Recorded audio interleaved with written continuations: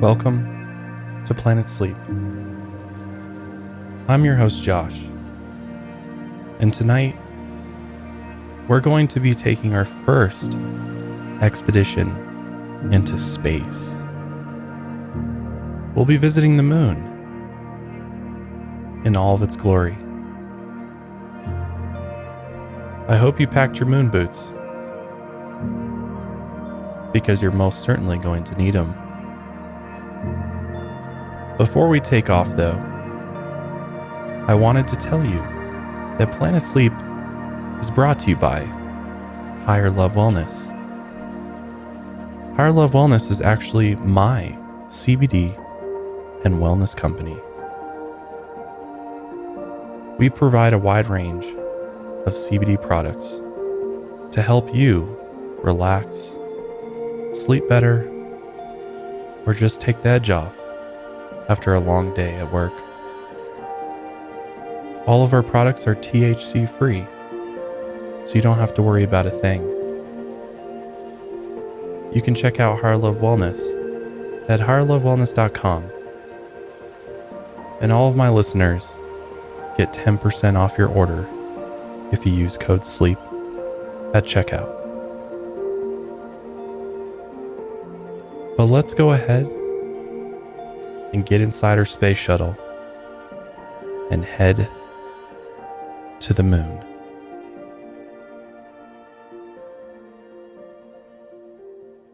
Beyond the small window of your cockpit, the darkness of space reaches on forever. Small fragments of light shine back from distant planets through the abyss of an unfamiliar journey, all framed within the gray modules of blinking monitors and switches aboard your starship. You are far from home, far from the canopy of trees, far from the green moss beside a gentle creek. You are now within the vacuum of space, where your closest water supply is brought to you by two systems of pressurized tanks on the lower deck of the ship. No gentle creek and no flowing river here. Rising into the bay of your small window comes a white, circular sheet of barren rock. Desolate and quiet. Before you there floats Luna in her near-perfect orbit around the Earth. Bright and high contrast against her darkest side, cut into a crescent by the shadow of the Earth behind you. The moon. Neither asteroid nor planet. A place of emptiness and reflection, with pockmarks of scattered craters, each one different in size and shape. She stares back at you.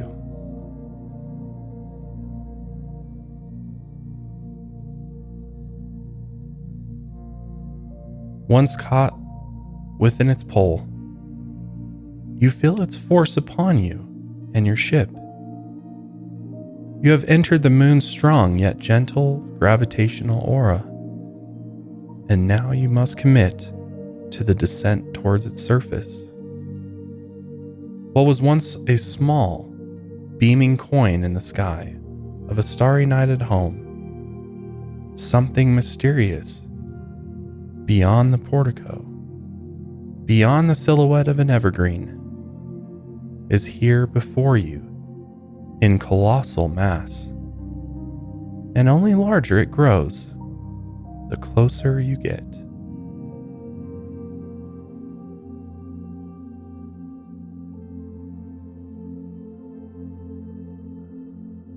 The cabin goes dark as you approach. The thrusters activate against the pull of the moon, and the G-force moves your entire body, skin, stomach, blood against the captain's seat. The heat of the cockpit rises, and you begin to sweat. But fear is a distant stranger. Fear is an even further star than those you see beyond the moon. Here, you are calm and collected as you approach the surface. The moon has accepted you into her grace, and you are here to stay, at least for a while.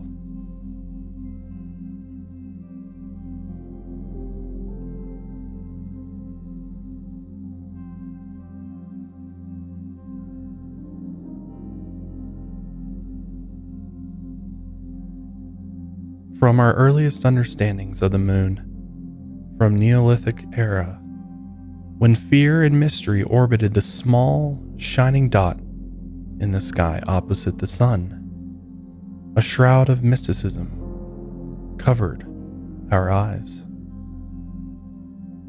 The moon changed its shape throughout the month, and every 29.5 days, it was set anew, completely black. It moved throughout the sky, usually in contrast with the sun, and rarely did they meet for an eclipse. Of what we once understood about the moon became nothing more than a myth and legend. Fear and worship was our only response.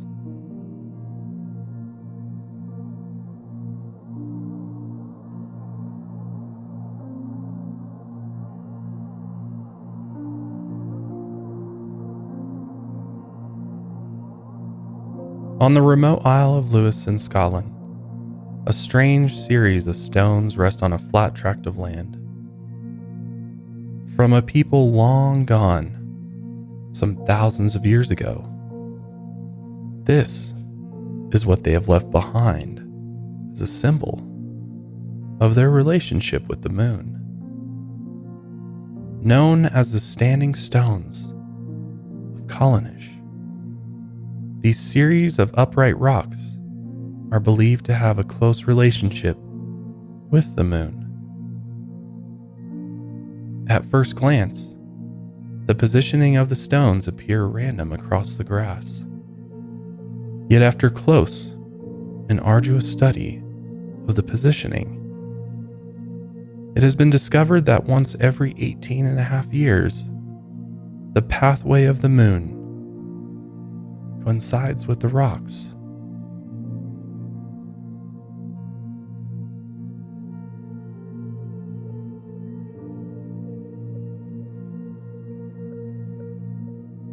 At the edge of the horizon, the moon begins its path, peaking just above the distant hillsides, beyond the scattered lakes and isles. One of the far hills resembles that of a woman lying on her back. The old woman of the moors, as she is known. This is where the moon first appears and soon vanishes beneath her. Yet tonight, the moon rises once again, and from the opposite side of the standing stones, it appears directly in the center of the stones. The sleeping woman, the stone's positioning, and the moon's arrival had once become a blessing of fertility to those who witnessed the event. These Neolithic people may have been the first to understand the relationship between the moon, its 29.5 day cycle, and the common time of a woman's fertility cycle. Believed by some to be a monument of the most extreme rising and setting points of the moon, the standing stones of Collinish stand as a testament to the relationship of the Neolithic people, their moon, and their understanding of the universe around them.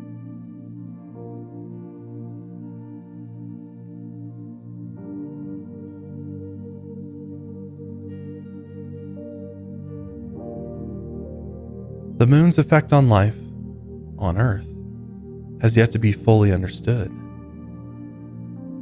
Its presence, especially when full, often resembled something wicked.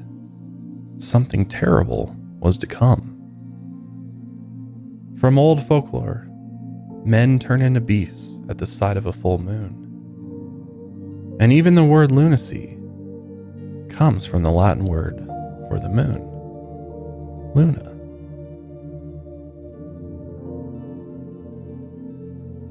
Yet, at the end of Galileo's telescope, we finally began to understand the moon beyond its shroud of myth folklore. As crude and simple as his first telescope was, he saw the moon not as a simple, shifting ball of light or a harbinger of evil, but a cosmic presence whose surface was similar to Earth's. Ridges and textures sprinkled the moon where the light of the sun cast shadows behind craters. From then on, the mysteries of the moon were slowly uncovered.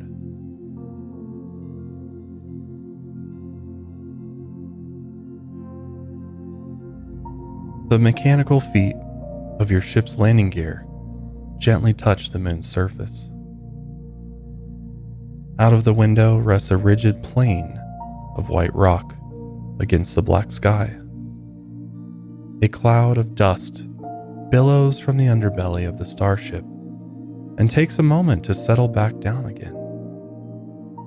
Even the speck of dust, a small pebble, takes much longer to fall back to the surface compared to home.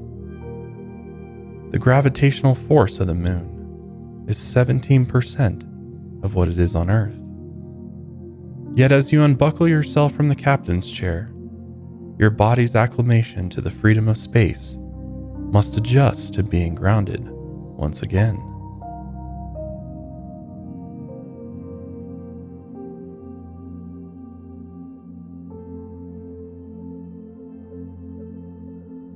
Wrapped in the bulbous yet agile spacesuit, you are now ready to open the bay doors and take your first steps onto the moon.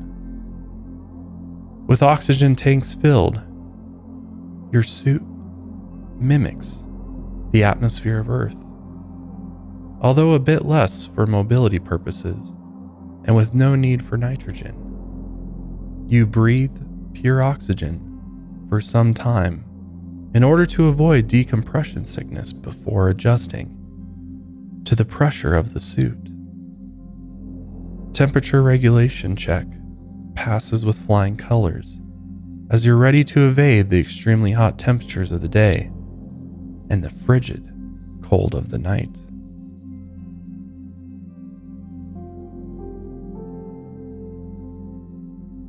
Your first day on the moon has begun, and this one day on the moon equals roughly 29 Earth days.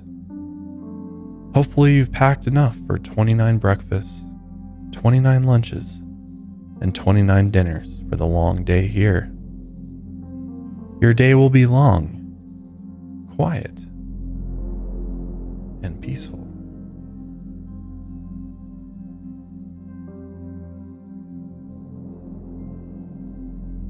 No man or woman has set foot on the moon since December 12th, 1972.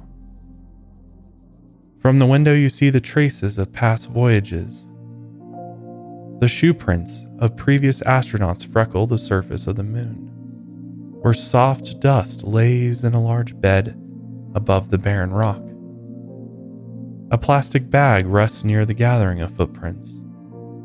None of the previous astronauts were required to pick up after themselves, and their trails will forever be left behind on the moon, just as the craters.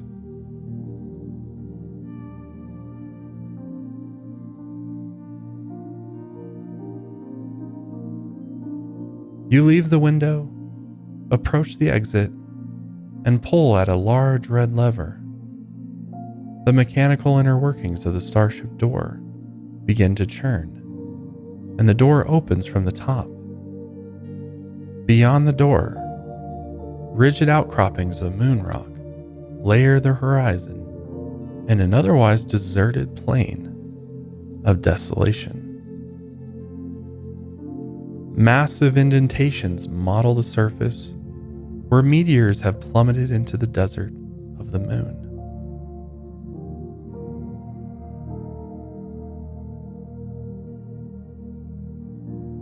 And aside from you, nothing makes a sound. Nothing moves. All you hear is the rhythmic cycle of breathing inside your helmet. The moon, to the primitive eye, is empty, naked, and desolate. Only rocks bear witness to the passing stars.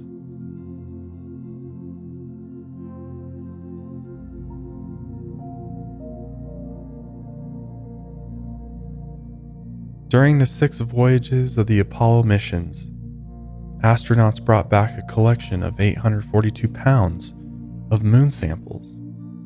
Rocks, core samples, pebbles, sand, and dust were all collected across separate journeys in hopes of better understanding what our moon is made of, and more importantly, where it came from.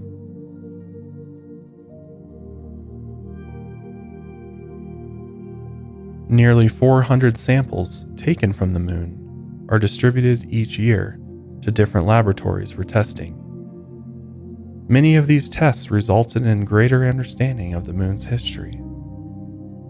Thus, 4.5 billion-year-old rocks have been found on the moon. Almost as old as our solar system, rocks like these have yet to be discovered on Earth. So the only way for these rocks to have been preserved means that the moon must have frozen for potentially billions of years to protect its ancient rock layers. For the moon to be this old, it begs the question, how was the moon formed?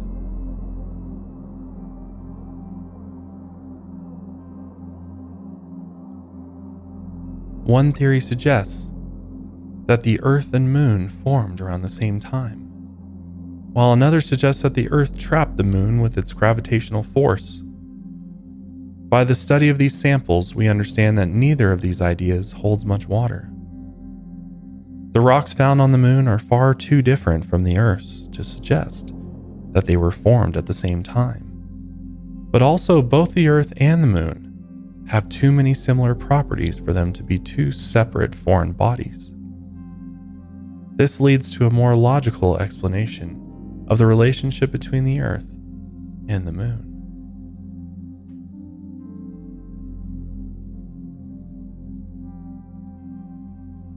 Some 4 billion years ago, in a time when the Earth was a hot, molten pot of darkened rock and red-hot magma traveling through the solar system. It was not alone in its orbit around the sun, and not the only celestial body along a similar path. Another hunk of rock the size of Mars was on another path within the system. By an act of fate, the two eventually crashed into one another, sending millions of tons of molten rock and gases into space. After the collision, one of these shards eventually became what we know today as the moon. This piece of detached molten rock eventually found its way into constant orbit around the Earth.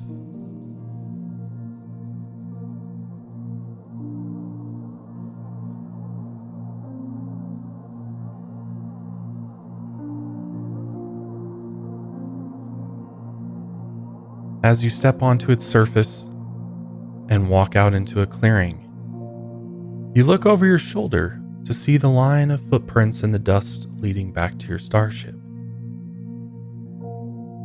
And above the starship, there rests the giant blue planet from which you came, slowly turning with clouds breathing. A planet that is truly alive. It is nothing like it once was in the earliest days of molten rock and magma. The years have traded its old life of uninhabitable heat with a blue haven of water. And you stand on the fragment of a celestial body that once collided with Earth.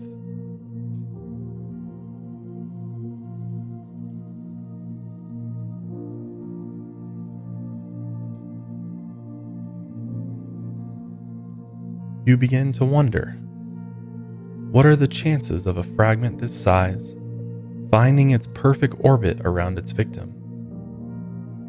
And as you stand still for a moment and watch the Earth pass by, or perhaps you pass by the Earth, you wonder if the orbit is perfect after all.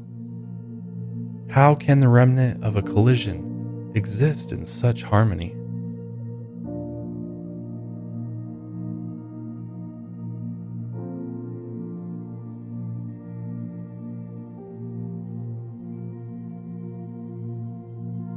You turn back and continue your way across the desolate plain of the moon. You find that hopping with both feet is the most effective means of travel, and these long strides take you much farther than you thought possible.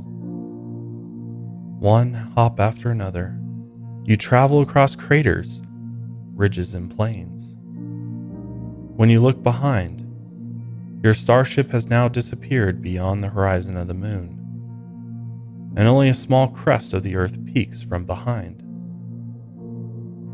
As far as you can see, there is no evidence of a moon base built by Jeff Bezos, at least not yet.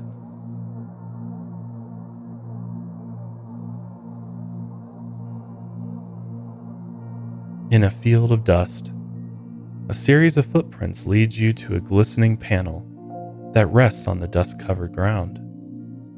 A 2x2 foot panel holds a series of 100 mirrors, sitting alone quietly. Although the most famous thing Neil Armstrong left on the moon was his footprint, this lunar laser ranging retro reflector array is arguably the most important. Okay, Neil, we can see you coming down the ladder now. Okay, Neil, we can see you coming. That's one small step for man, one giant leap for mankind. July 21st, 1969. About an hour before the end of their final moonwalk, Neil and Buzz left this reflector on the moon, and it continues to be the only science experiment on the moon still running to this day. Miraculously, this panel has survived for decades without being covered in moon dust or struck by a meteor, which the moon is frequently famous for.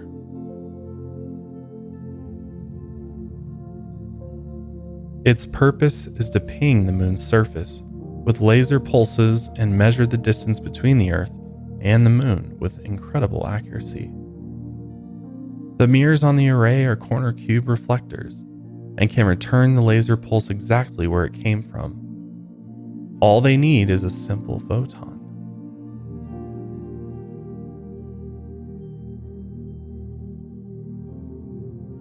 With this, they measure the distance between the Earth and the moon, and it's nearly 239,000 miles. Not only that, year after year the distance grows ever so slightly. The moon slowly distances itself from the Earth at about 3.8 centimeters per year, which might not seem like a significant change, yet over time could have incredible consequences.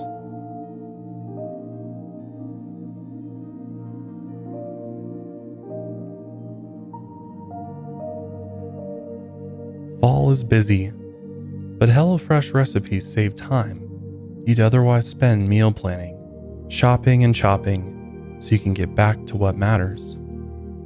HelloFresh's family-friendly menu is a big win for back-to-school season, with easy, delicious recipes for drama-free dinners. HelloFresh offers 50 menu and market items to choose from every week, from vegetarian meals and calorie-smart choices to extra special gourmet options.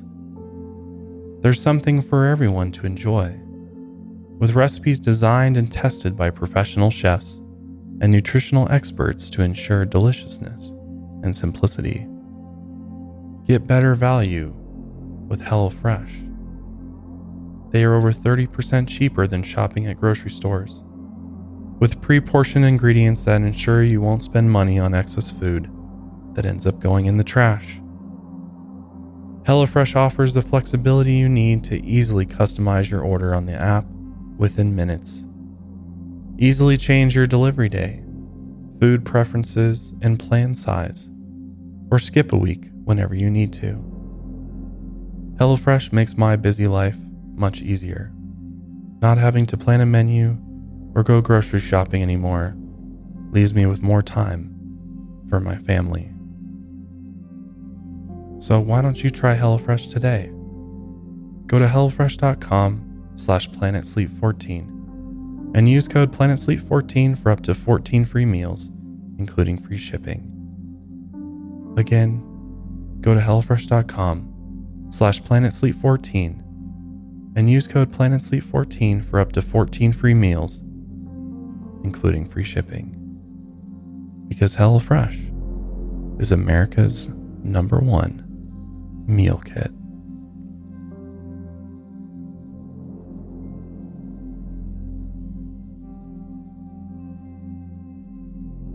Have you ever looked at the sky and wondered why the moon and the sun appear the same size?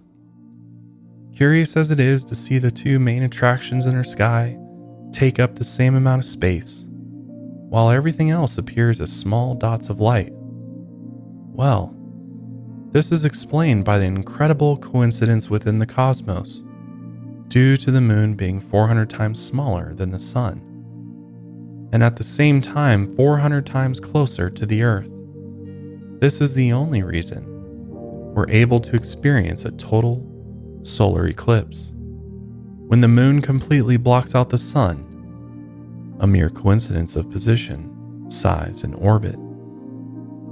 From this perspective on the Earth, this means that as the moon slowly moves away from the Earth each year, a total solar eclipse might not happen in the future.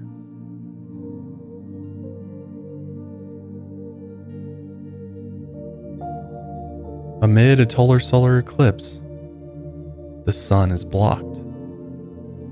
Daylight changes to dark, as if a heavy rain cloud appears overhead. If we were to look up at the sun during an eclipse, it would be blocked by the massive shield of our moon. Light is still able to sneak around the moon due to its corona, the outermost part of the sun's atmosphere.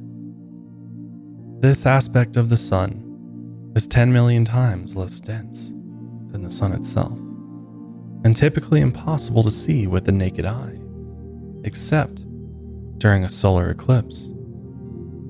Other small beads of light also slip by during an eclipse, since the moon is not a perfect circle after being clobbered by meteors and other natural phenomena.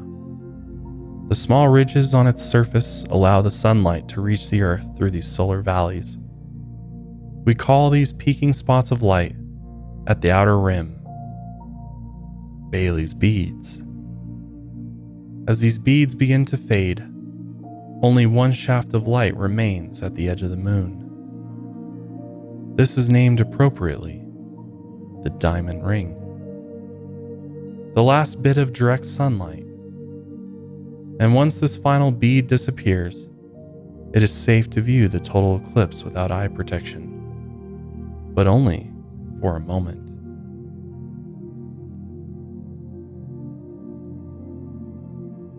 Not only is the event of a solar eclipse an incredible phenomenon to experience, but its precisely timed events have also helped historians date certain historical events with precision.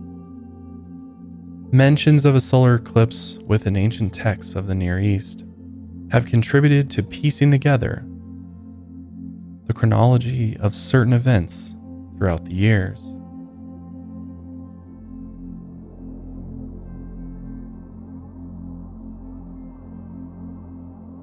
At the time, without understanding a solar eclipse as we do today, for ancient peoples, this event was incredibly confusing and worrisome. An eclipse was often seen as a bad omen, a premonition of terrible things to come. They had not appeased the gods, made their sacrifices, or prayed enough. Some form of a higher being was believed to be upset. Eclipses were taken so seriously that over 4,000 years ago, during the Jia dynasty of China, the king Zhongkang supposedly beheaded 2 of his astronomers who failed to predict a solar eclipse. Even battles within ancient Greece have abruptly ended at the event of an eclipse. The soldiers put down their weapons and declared peace, as they believed the eclipse was a sign from a much higher power.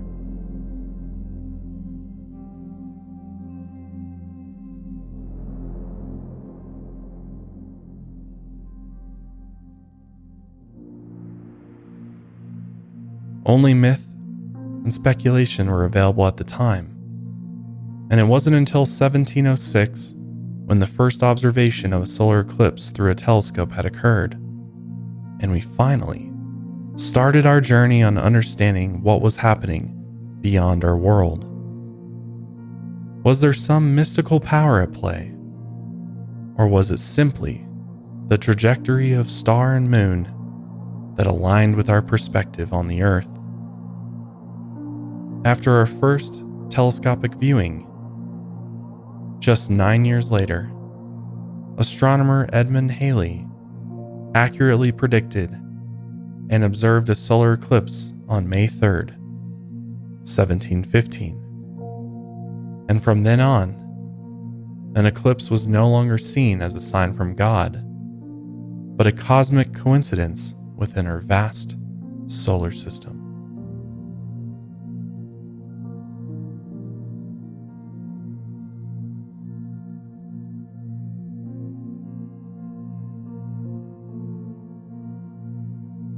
We can now accurately predict not only every instance of a solar eclipse, but also the pathways of the umbra and penumbra shadows the moon will cast onto the Earth.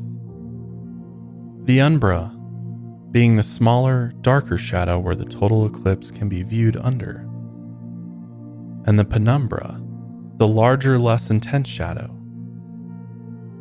Within the penumbral pathway, only a partial eclipse can be seen, and we can also track where the umbral shadow will move across the Earth, called the path of totality, where people flock from across the globe in order to see a once-in-a-lifetime view of the moon perfectly blocking the sun.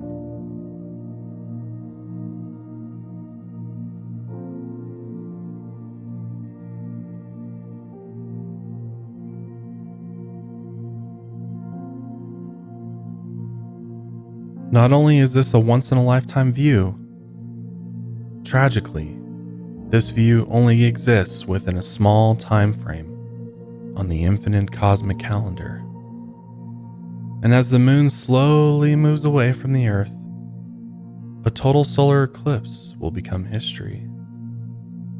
This is all determined by the small 2x2 panel that Neil and Buzz left behind on the surface of the moon all those years ago. A way to measure our distance, and also a way to measure what we take for granted.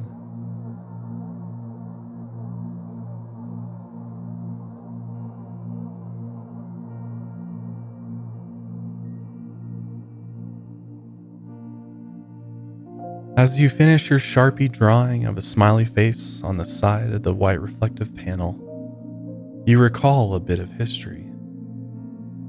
These footprints that cluster around the panel are in fact the footprints left behind by Neil and Buzz all those years ago, as pristine as the day they were imprinted into the moon dust. Now your own footprints join theirs in history. And this very ground was the same ground where they first landed during their Apollo 11 mission, the very first manned mission to the moon. The land you now stand on is the Sea of Tranquility.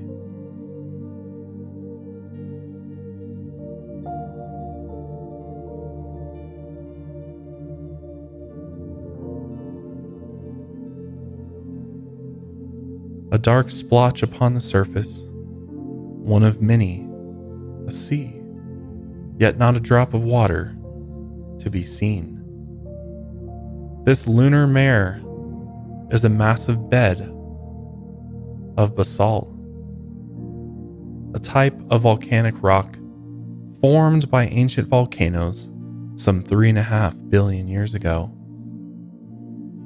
This massive bed of rock is speckled with several craters, and similar to the rest of the moon, it appears desolate and barren.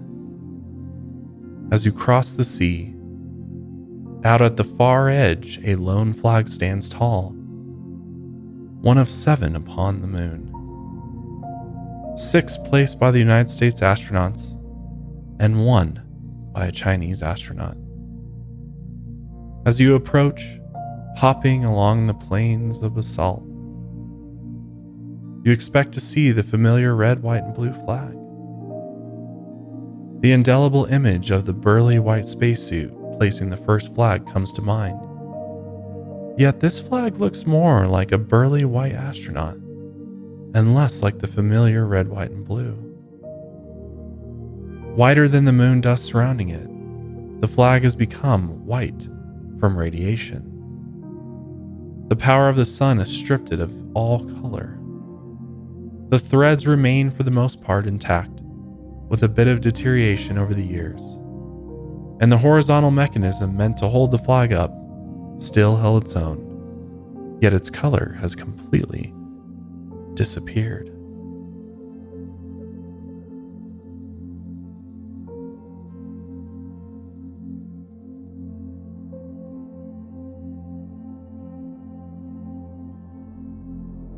From the Sea of Tranquility, you make your way westward across the moon.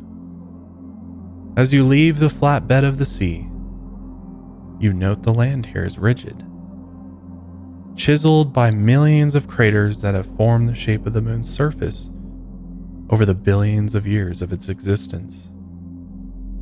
These craters, of a variety of sizes, cover the entire moon and contribute to what makes up its face, or the man on the moon.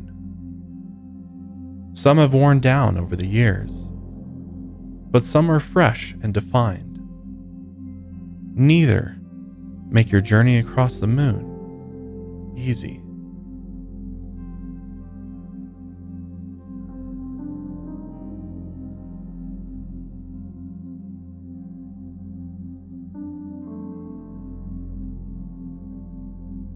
In a tiny bed of basalt, a curious-looking moon rock the size of a golf ball sits alone.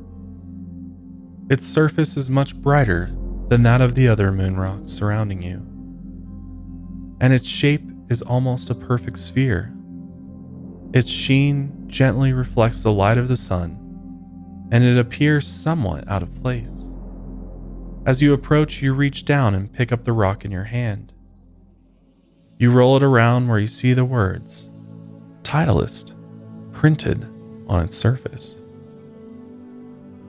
And that's when you realize, wait, this is in fact a golf ball.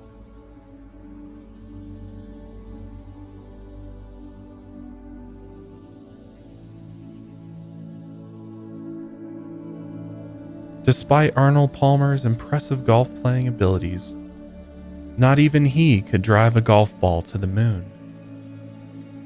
You stumbled upon this particular golf ball because the American astronaut Alan Shepard, on the Apollo 14 mission, decided to practice his golf swing while visiting the moon.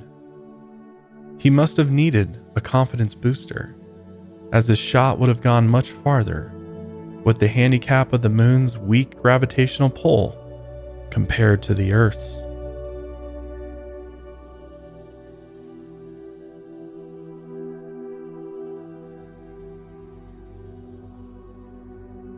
In February of 1971, the 3 astronauts of the Apollo 14 mission reached the moon. Yet only 2 of them visited the surface and played golf. The third, Stuart Roosa, remained in solo orbit inside the command module, Kitty Hawk, for 33 hours. With him, he carried 500 seeds of various trees: loblolly pine, sycamore, sweet gum, redwood, and Douglas fir. He took these seeds to space, intending to study the effect, if any, that space would have on them. None of them were placed on the moon. They were all returned to Earth and planted in various spots around the United States, where 420 seedlings successfully germinated. And as a control, many of them were planted beside seeds that had never left Earth. And after decades, many of the moon trees still live on. And there is no discernible difference between the moon seeds and those that never left planet Earth.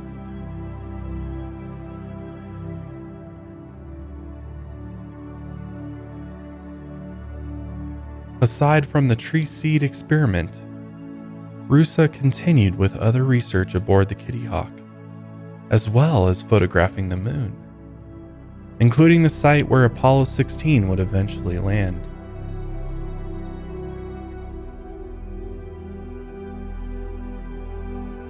After their mission of carrying seeds, collecting rocks, and hitting golf balls, the Apollo 14 team successfully lifted off the lunar surface, docked with Stuart Roosa's vessel, and made their way back to Earth, splashing down into the cold waters of the Pacific Ocean. All in all, Apollo 14 was a much more successful mission than their predecessors of the Apollo 13 mission, which never landed on the moon and barely made its way back to Earth.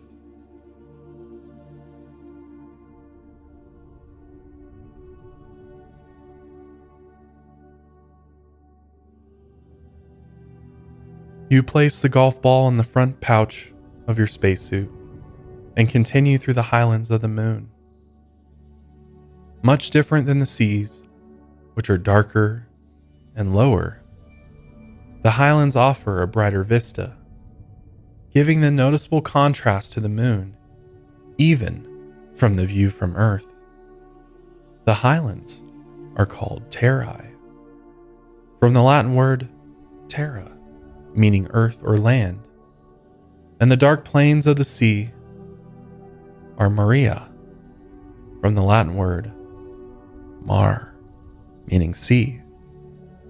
Since early astronomers believed that the darker plains of the moon were seas filled with water, the highlands are much older than the seas, which explains why more craters burden their land.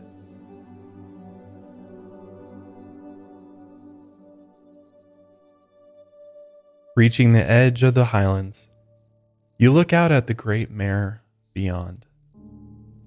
Long, vast, and punctured with sparse craters, each one accented by the intense angle of the sun. The dark basalt rock fills the land, rock that was once flowing magma from the pools of ancient volcanoes that once spangled the entire moon.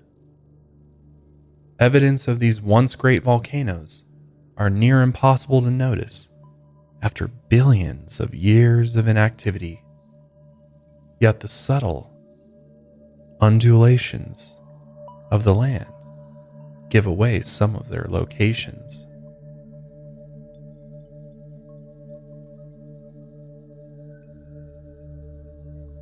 These colossal tracts of lunar lava plains cover the moon from head to toe, most obviously seen in the lunar seas. The dark basalt, similar to the same rock found on Earth, is a fine-grained igneous rock formed by the rapid cooling of lava rich in magnesium and iron. It's typically found at the surface of any given planet and is one of the cosmic components that link many planets together. This type of rock also covers Venus and Mars, as well as the asteroid Vesta. Of a solar system so expansive and separated by billions of miles, we have uncovered the connection of rock between planets. This may point to a similar history among the planets of our very own solar system.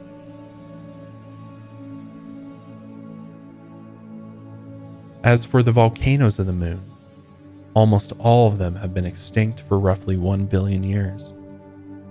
But in the years they were active, their most active era being roughly 3 billion years ago, the intense volcanic activity of the moon created most of the lunar lava plains we see today. Some volcanoes persisted until about 50 million years ago. And although no known active volcanoes exist on the moon today, there may still be magma traveling and oozing underneath its surface.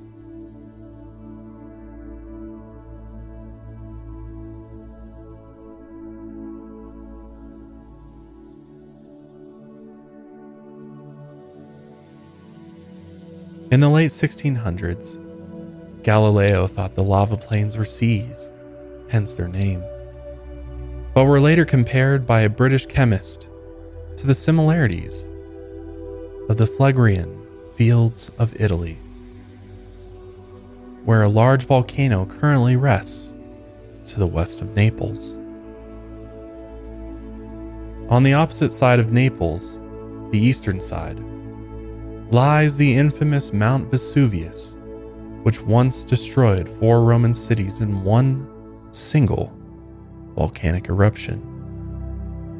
The volcanoes of the moon were possibly once as violent as those found on Earth, yet with no human to witness them. Aside from the impact of meteors, volcanic activity is the predominant process that modified the surface of the moon. Much of this surface has been preserved by freezing temperatures, as well as the moon having a lack of tectonic plates. Much of the volcanic activity occurred on the near side of the moon, facing the Earth, so these lava plains could be studied by early astronomers with archaic telescopes.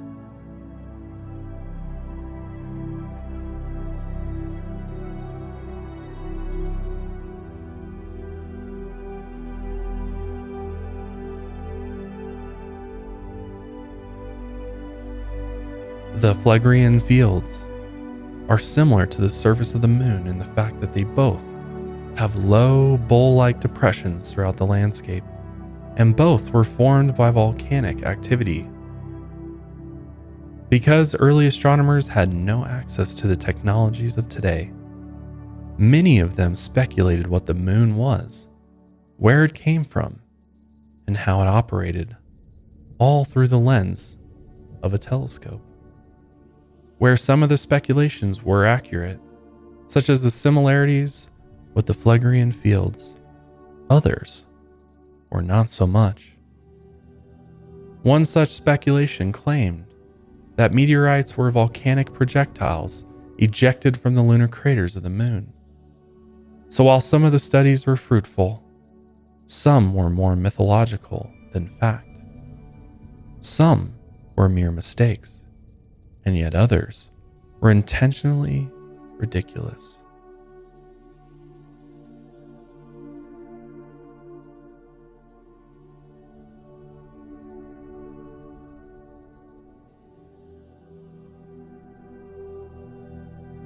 In 1835, with nothing better to do than rile up the common man about the mysteries of the moon, astronomer Sir John Herschel was falsely attributed with writing a series of 6 articles published in The Sun that spoke of wild discoveries made on the moon.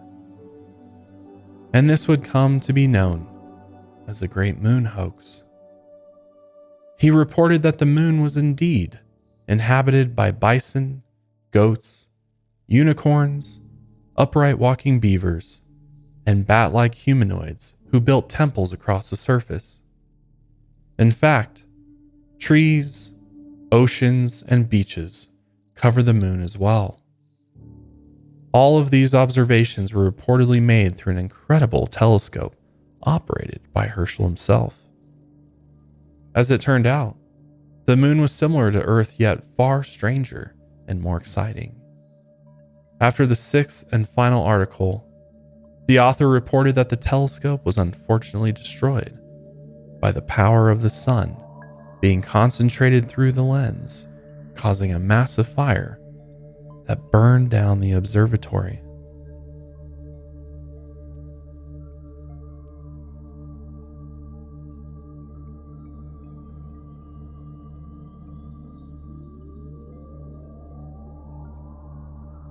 The popularity of this hoax, after it went on for weeks and weeks, ad nauseum, established The Sun as a successful newspaper that ran for another 15 years in New York City.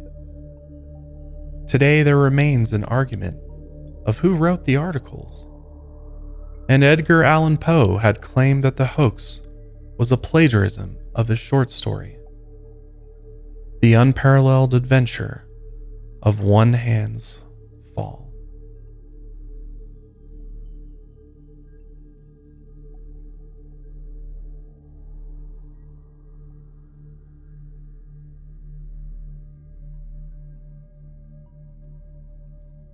Despite the spread of misinformation escalated by these articles over the weeks of 1835, the silver lining of its lunacy is that the interest of the common man in regards to the moon escalated as well. The collective consciousness truly wanted to know what was on the moon. Although the factual discoveries eventually made were not as interesting as bat-like humanoids, the discoveries made have told us much about not only the history of the moon, but the history of the Earth.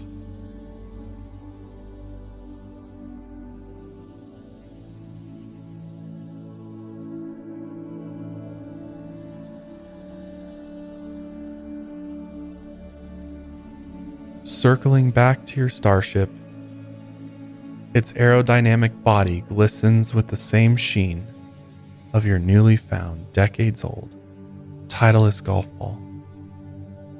After your time here on the moon, after witnessing the newest residuals of mankind that have been left behind, as well as the 4 billion-year-old structures of the lunar surface that have remained for years, it is time to return home.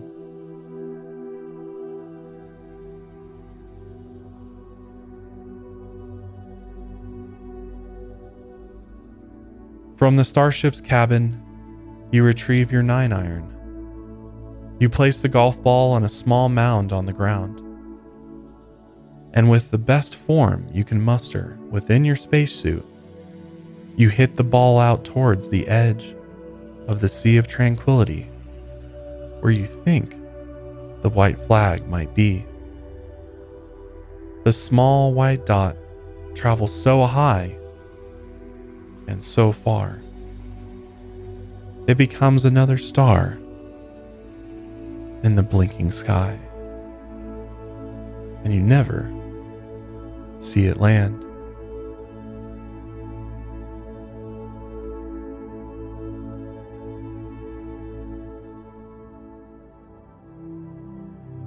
You return to the entrance of your ship and seal the door with the red lever. Once in the cockpit, you fire up the ignition and the onboard lights come alive. The hum of the engine vibrates your captain's chair.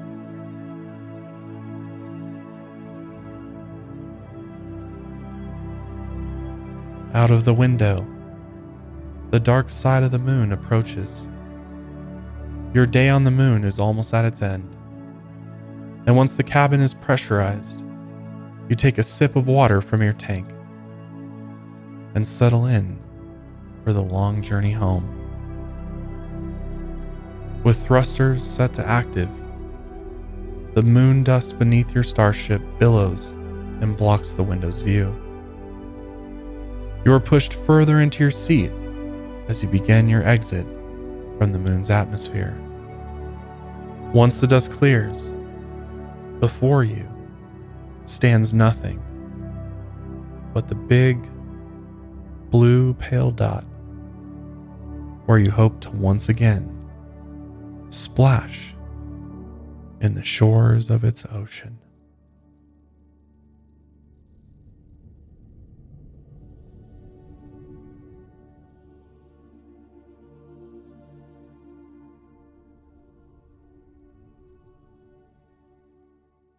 That concludes this episode of Planet Sleep. Hopefully you enjoyed this episode of the podcast. I hope it provided you with the rest, sleep, or relaxation you were looking for.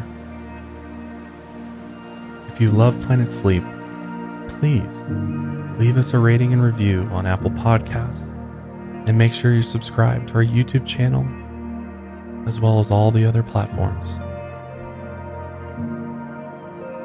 It really does help us out.